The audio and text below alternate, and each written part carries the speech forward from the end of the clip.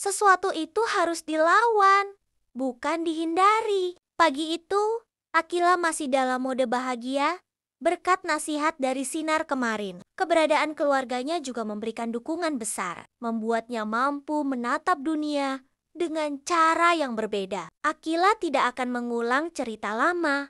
Ia harus move on. Setelah berpamitan dengan Mama dan Tantrita, Akila bersiap berangkat ke sekolah. Namun, begitu ia keluar rumah, di depan pagar sudah ada sebuah sepeda. Pagi itu, ia disambut dengan sapaan penuh semangat dari nomor tak dikenal. Awalnya, ia berencana berjalan kaki. Tetapi, karena ada sepeda, akhirnya ia memilih naik sepeda ke sekolah. Hari ini, Akila ingin lebih fokus pada kebahagiaan dirinya sendiri, tanpa perlu pusing memikirkan hal yang tidak jelas, apalagi soal seseorang yang pernah menyakitinya. Mau tahu atau tidak, istilahnya whatever saja dengan yang namanya Mohan. Jika Akila sampai bersikap seperti itu, artinya ia benar-benar sudah muak.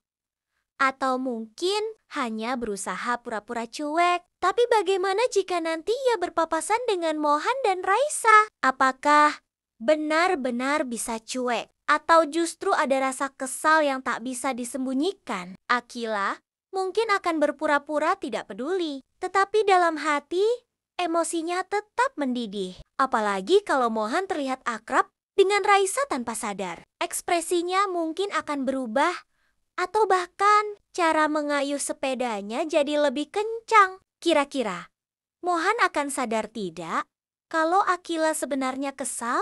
Dia pasti akan merasa canggung. Mohan tahu Akila marah, tapi dia juga bingung harus bagaimana. Mungkin ia ingin menyapa, tapi akhirnya hanya melirik sekilas. Atau malah pura-pura sibuk ngobrol dengan Raisa agar tidak terlihat salah tingkah. Mohan sudah memilih untuk sementara Raisalah yang akan lebih dekat dengannya. Tapi tetap saja, rencananya tetap harus ke sekolah. Raisa memang akan menjadi tameng bagi Mohan, menjaga agar tidak ada yang langsung menyatakan sesuatu padanya. Di sisi lain, Akila tetap berusaha menyibukkan diri, seperti saran Mama Mayang, agar ia tidak terus-menerus memikirkan patah hatinya. Salah satu langkah yang ia ambil adalah mengganti guru lesnya. Tidak perlu lagi belajar dengan Mohan. Saat itu, Zara menelepon Akila, mempertanyakan apakah ada masalah antara dirinya dan Mohan. Zara sedikit heran dengan respons Akila. Walaupun terdengar marah, Akila tetap memutuskan untuk tidak peduli apakah Mohan dan Raisa akan kembali bersama atau tidak. Baginya, yang terpenting adalah Mohan sedang terlibat masalah besar. Jadi, terserahlah dia mau bagaimana. Akila tidak ingin ikut stres atau pusing karena masalah Mohan.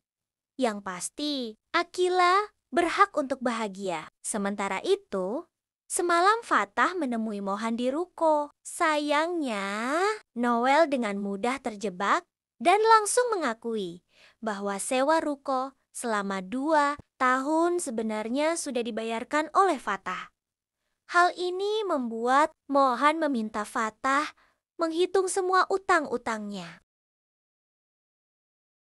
Fatah datang bukan tanpa alasan. Ia memang berencana membantu Mohan karena tahu temannya itu sedang dalam situasi sulit. Namun, ada hal lain yang lebih penting. Fatah sudah menghubungi pengacara terkenal untuk membantu Mohan.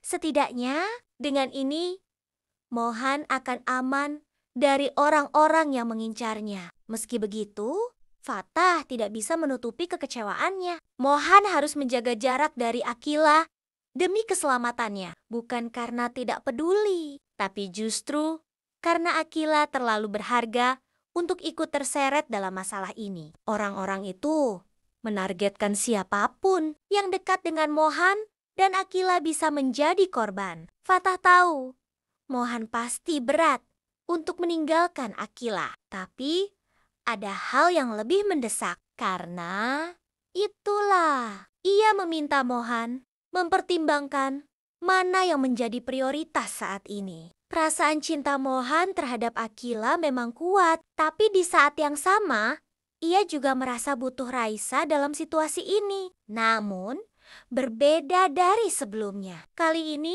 Akila bertekad untuk menjadi wanita yang kuat, cerdas, mandiri, dan independen tanpa Mohan, tanpa Fatah, dan tanpa siapapun.